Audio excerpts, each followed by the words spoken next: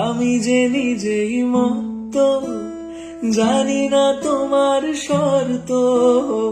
আমি যে নিজেই মত্ত, জানি না তোমার শর্ত।